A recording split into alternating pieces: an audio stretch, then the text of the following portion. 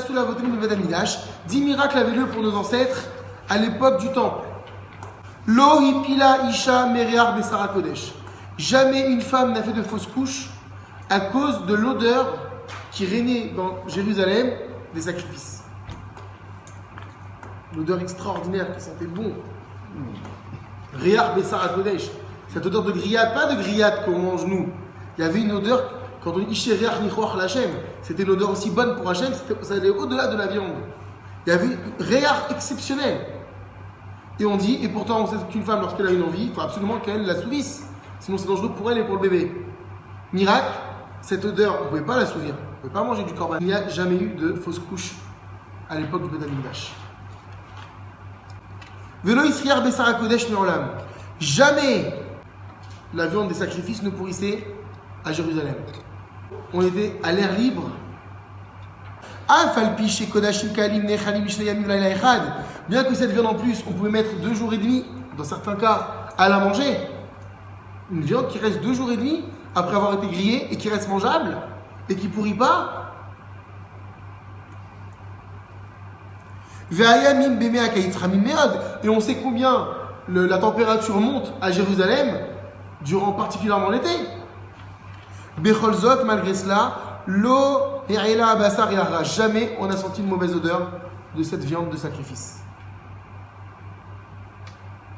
3e miracle. Velo nirazevu b'ven amil bechaim. On n'a jamais vu une mouche voler dans les abattoirs du temple. Parce qu'on avait des sacrifices. Il n'y avait pas de chambre froide. Vesham ayu shulchanot shel shaish. Il y avait là-bas des tables de marbre. Shayu madichim alem et akravaim, sur lesquels on reposait les restes, les entrailles donc de l'animal qui avait été offert. Ve'afalpi shabasar ayamatu shantamim, et bien que cette viande-là restait constamment posée là-bas, l'onira shamzouf mola, on n'a jamais vu une mouche ici, présente. 4e miracle. Velo erakeri le Kohen Gadol b'Yom. Jamais le Kohen Gadol, qui devait officier le jour de Kippour, n'a connu de pollution nocturne la nuit de Kippour. Ce qui l'aurait invalidé pour le service du lendemain, du jour de Kippour. Il y avait ce qu'on appelle effectivement la Gemara nous dit, il y avait ce qu'on appelle les Pirkei Kehuna. Les Pirkei Kehuna, c'était des enfants qui étaient toute la nuit réveillés avec le Kohen donc de la nuit de Kippour pour l'empêcher de s'endormir, d'avoir cet incident nocturne. Et dès qu'il voyait le Kohen qui commençait peut-être à s'assoupir, il commençait à taper, à jouer, à faire du bruit autour de lui, pour l'empêcher de dormir et ne pas arriver à cette situation-là. Quoi qu'il en soit, dit la Mishnah, il n'y a jamais eu ce problème. S'il y avait un tel problème, il y avait bien sûr un deuxième Kohen qui était là en remplacement au cas où. Mais il n'y a jamais eu besoin de remplacer le Kohen pour ce problème-là. Vélo qui bougeshamim esh shelet samaracha. Jamais la pluie n'a éteint le feu de l'autel.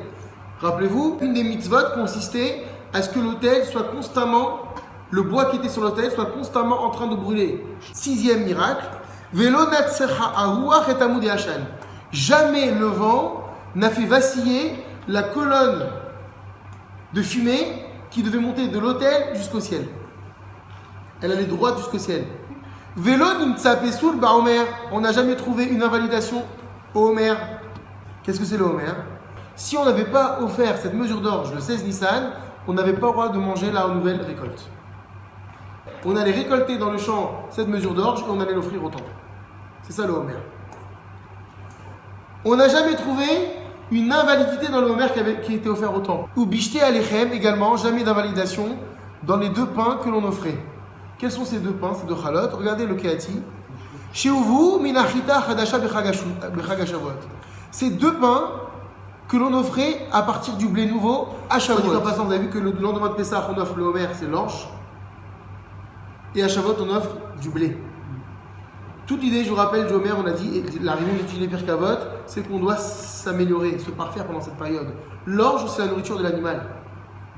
Donc, on prend conscience à partir de Pessah que pour arriver à Shavuot, qui est le symbole même de l'humanité, le don de la Torah, la raison d'être de l'humanité, il faut s'assurer de se défaire de toute bestialité. Alors qu'est-ce qu'on fait le lendemain de Pessah, premier jour du Homer? On commence à prendre conscience qu'on doit se défaire d'une partie animale qui fait partie de nous.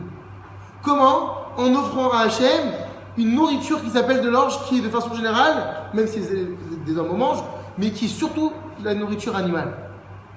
Pour arriver à Shavuot, le jour de Matan Torah, en offrant à Hachem du blé, qui est la nourriture de l'être humain, de l'homme.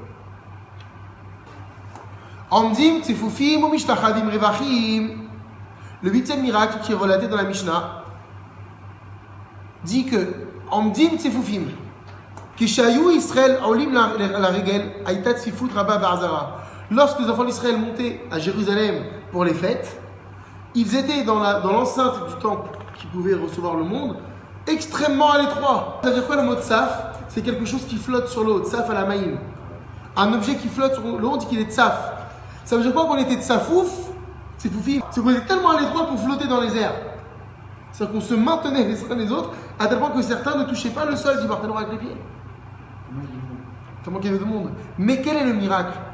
C'est que Mishlachadim Revachim, quand arrivait le moment où on devait s'agenouiller, il y avait un espace tellement grand, où on devait se prosterner, était tellement grand qu'il mesurait 2 mètres sur 2 mètres. Chacun avait une zone qui lui était propre, de libre, de 2 mètres sur 2 mètres. 9e miracle. Velo hizik nachash ve'akra v'Yerushalayim me'olam. Jamais un serpent ou un scorpion n'a fait de mal à Jérusalem.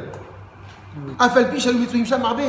Sachant qu'on en trouvait beaucoup à Jérusalem, des scorpions et des serpents. Mais jamais il y en a un qui a fait du mal à un juif. Et enfin, 10e miracle.